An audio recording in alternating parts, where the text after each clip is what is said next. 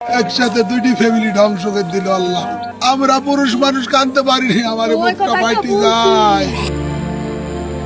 ঘরে নতুন বউ, বাড়ি জুড়ে বিয়ের সাজসজ্জা। শুক্রবার হওয়ার কথা ছিল বউ ভাতের আয়োজন। স্বজনদের আগমনে আনন্দে মুখরিত ছিল পুরো বাড়ি, কিন্তু তার আগেই এক মর্মান্তিক দুর্ঘটনায় সেই আনন্দ মুহূর্তে রূপ নিল বিষাদে। বাসর রাতে বিদ্যুৎ স্পৃষ্ট হয়ে প্রাণ হারালেন বর।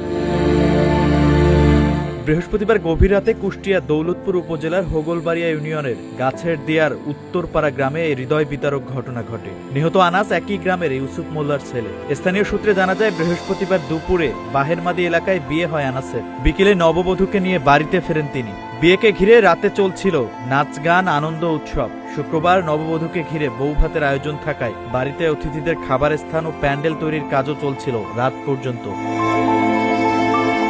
আনাস নিজেও সেখানে উপস্থিত থেকে আয়োজনের কাজ তদারকি করছিলেন। রাত আনুমানিক 2টার দিকে প্যান্ডেলের পাশে থাকা একটি স্ট্যান্ড ফ্যান সরাতে গিয়ে বিদ্যুৎ স্পৃষ্ট হন তিনি।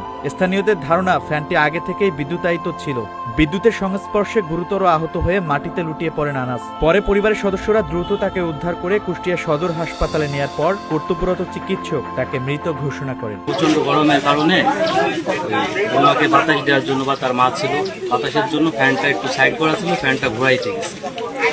ঘোরাইতে গিয়ে আপনার তারের উপরে পা উঠছে, তারটা লিক ছিল আর কি। পা ওঠার পরে ওই ফ্যান সহ উনি বুকের উপরে পড়ে গেছে। তখন ওখানে অনেক লোকজন ছিল, সবাই মিলে ধরে আমরা উঠাইছি। উঠাইয়ে সঙ্গে সঙ্গে আমাদের প্রাইভেট ছিল, এখানে প্রাইভেটে করে নিয়ে গেছে। আসলে আজকে সবার আসার কথা ছিল এখানে দাওয়াত খাতে, আনন্দ করতে, উল্লাস করতে, কিন্তু এটা শোকের কাতর হয়ে গেল।